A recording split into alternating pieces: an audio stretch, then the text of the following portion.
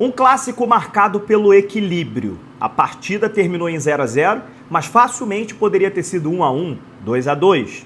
E o Botafogo saiu com aquela sensação que poderia ter ganhado a partida. Vamos falar sobre o clássico da rivalidade, Flamengo 0, Botafogo 0, aqui no Papo Reto com o canal do Medeiros. Roda a nossa vinheta, vamos falar de Glorioso.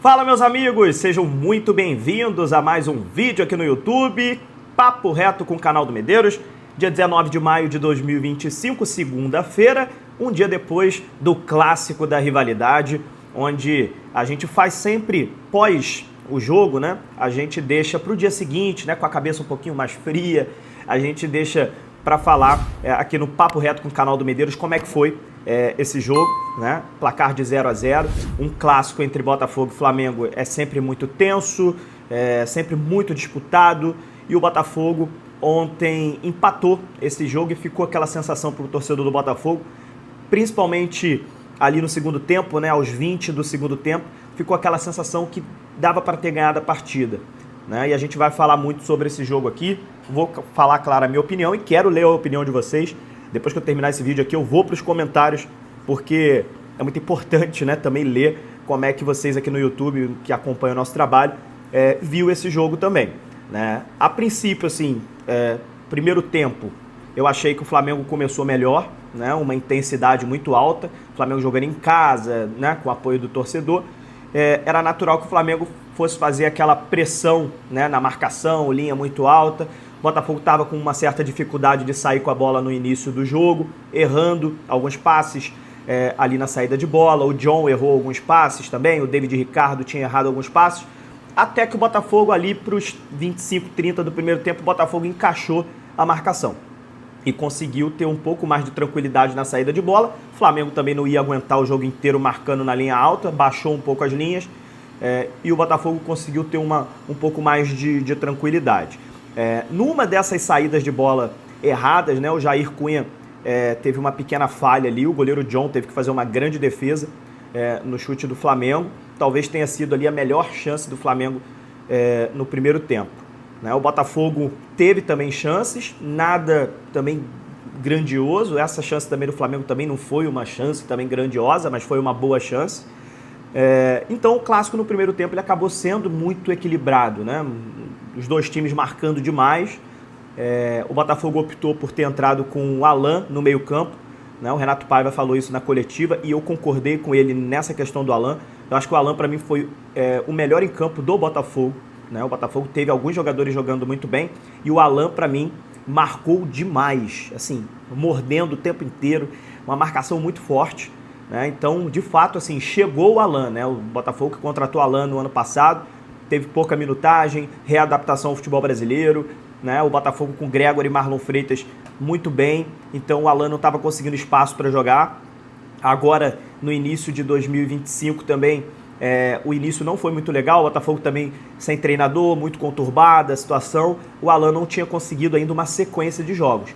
É a primeira vez que eu vejo o Alan ter uma sequência de jogos, né, mais minutos em campo, e começou a corresponder, né? O Renato Paiva agora está colocando ele nos jogos, no segundo tempo, colocou ele como titular nesse clássico. Então, assim, foi uma grande partida do Alan. E o Botafogo ganhou um reforço, né, cara? Ganhou um reforço porque o Alan é um jogador que, assim, se ele jogar 50% do que ele jogava na Napoli, lá na Inglaterra, o Botafogo ganhou um grande reforço, cara, para 2025. O torcedor já não estava contando muito com o Alan, eu percebia que o torcedor do Botafogo já estava desconfiado. Está demonstrando aí que tem muita qualidade, sim, né, e que pode ajudar muito o Botafogo nesse ano de 2025, o volante Alan. Parabéns para o Alan pela partida.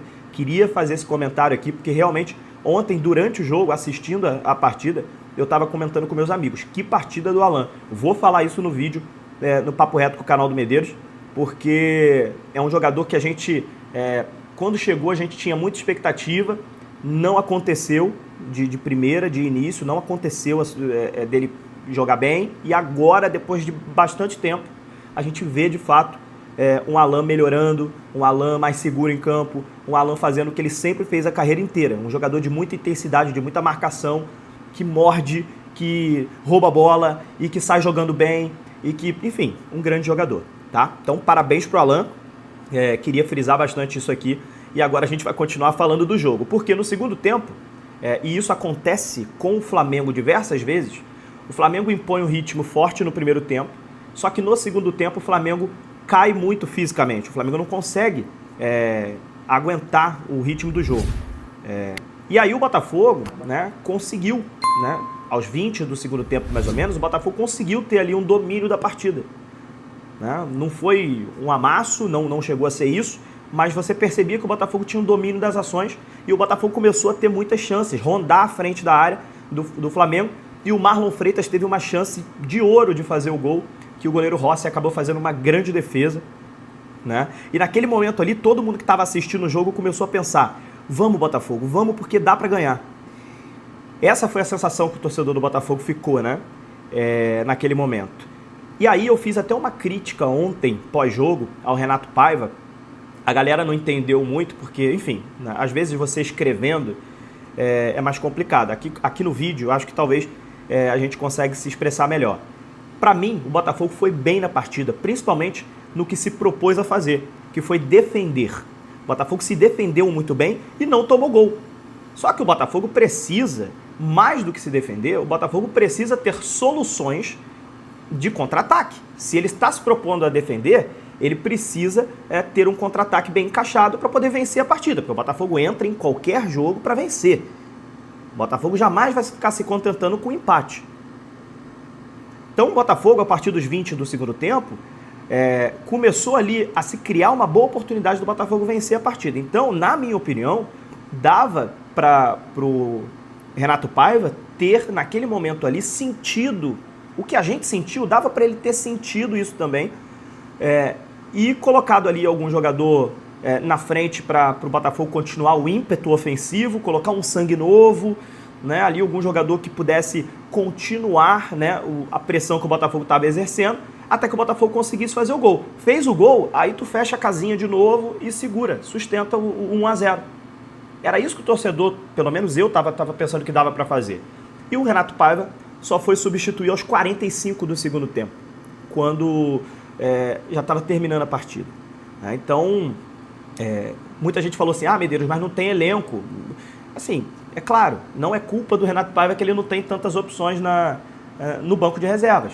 Aí a gente já vai falar de novo da diretoria, do John Textor, que realmente nesse primeiro semestre o elenco do Botafogo enfraqueceu. Isso tudo a gente precisa pontuar também.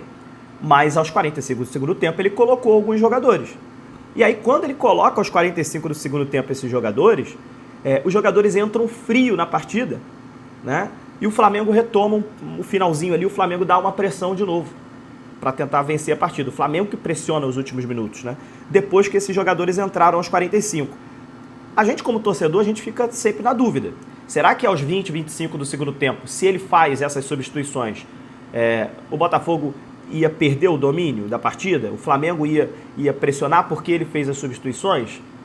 Ou ele teve um certo medo, né, de arriscar, preferiu manter ali o time do jeito que estava, com medo de arriscar, e é melhor empatar do que perder?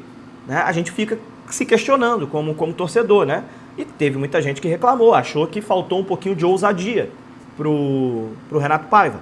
Eu fui um que durante a partida falei, acho que se fosse o Arthur Jorge, por exemplo, o Arthur Jorge teria feito essa substituição, né? Seria um cara mais ousado, mais ofensivo. Não que o Renato Paiva seja defensivo, longe disso. Renato Paiva não é um treinador retranqueiro, longe disso. Mas ontem, no jogo de ontem especificamente, eu achei que faltou um pouquinho mais de ousadia. Mas no geral, eu achei que o Botafogo fez uma boa partida. O Botafogo vem evoluindo, os números do Renato Paiva vêm melhorando. Acho que o Botafogo deu uma certa encaixada, né? O Botafogo hoje sabe o que faz com a bola, se defende bem. Lembrando que a gente está com a zaga reserva, David Ricardo e Jair Cunha estão dando conta do recado, estão jogando muita bola. O David Ricardo, um moleque muito bom de bola, o David Ricardo. O Jair também é um zagueiro assim, com muita qualidade. Os garotos, jovens, dando conta do recado de substituir o Bastos e o Barbosa, que é a zaga titular, 2 jogadores mais experientes, e os garotos estão dando conta do recado. Então, assim, não só a parte defensiva, mas eu achei que o Botafogo, no geral, deu uma melhorada com o Renato Paiva nos últimos jogos, né? E o Botafogo jogou bola, tentou equilibrar as ações, né? Mas, é claro, nem tudo é elogio. A gente também pontua uma crítica ali ou outra porque faz parte. No geral, achei que foi bem, mas acho que no segundo tempo faltou um pouquinho de ousadia ali para tentar vencer a partida. O empate acabou não sendo ruim. É claro que a gente não vai ficar comemorando empate, se contentando com o empate. Não, a gente quer vencer sempre, quer ganhar sempre, mas o campeonato é longo. A gente empatou a partida, agora a gente pega o Ceará em casa, tem o Capital pela Copa do Brasil, que a gente tem 4-0 de vantagem, dá para colocar um time reserva, né? Botar uns garotos para jogar, né? Que a gente já está encaminhado aí nas oitavas de final da Copa do Brasil, descansa o time, depois joga contra o Ceará, né? No estádio Newton Santos. Dentro do estádio Newton Santos a gente tem que vencer a partida, né? Somar mais 3 pontos e depois a gente vai para o Mundial. E aí no Mundial, meus amigos, antes do Mundial tem a Universidade de Chile, né? Também, né? Então a Universidade de Chile é o jogo mais importante dessa reta final antes do Mundial de Clubes. E aí tem que estar todo mundo 100%, a torcida lotar o estádio Newton Santos, todo mundo num só objetivo: vencer a Universidade de Chile, vencer a Laú e conseguir conquistar aí a vaga nas oitavas de final da Libertadores. Aí eu acho que o Botafogo vai ter sustentado bem as situações, que é o quê? Se classificar para as oitavas de final da Copa do Brasil, se classificar para as oitavas de final da Libertadores, se manter pelo menos na primeira parte da tabela. Você não precisa ser líder agora do Campeonato Brasileiro, mas se manter ali, né, na primeira página da tabela, para que, quando chegar a janela do meio do ano, né, as informações que a gente tem, né, conversando nos bastidores, é que o Botafogo vai reforçar bem o seu elenco, com nomes, né, bons nomes nessa janela, nessa janela do meio do ano. O Botafogo vai atrás de bons nomes para, né, encorpar esse elenco. Então essa janela do meio do ano pode fazer com que o Botafogo volte a ter um dos melhores elencos do Brasil de novo, igual no final do ano passado. E aí o segundo semestre seja um segundo semestre de arrancada, que o Botafogo consiga fazer uma arrancada no Campeonato Brasileiro e aí consiga, estando classificado para as oitavas de final da Libertadores e oitavas de final da Copa do Brasil, no mata-mata, esse time mais encorpado com as contratações do segundo semestre, o Botafogo consiga conquistar algum título, seja de Copa do Brasil, seja um bicampeonato de Libertadores, sendo que o brasileiro não está perdido, mas o brasileiro cada vez mais difícil, porque o Palmeiras realmente é muito regular e o Palmeiras já vai de novo aí com líder do campeonato, já colocando muitos pontos na frente. Não está perdido, mas só uma arrancada muito grande aí para o Botafogo beliscar de novo aí um Campeonato Brasileiro. E é isso. Acho que eu fiz um resumo de tudo aí que eu acho. Vamos para cima e continuar evoluindo. Um abraço, gente. Até a próxima. Valeu!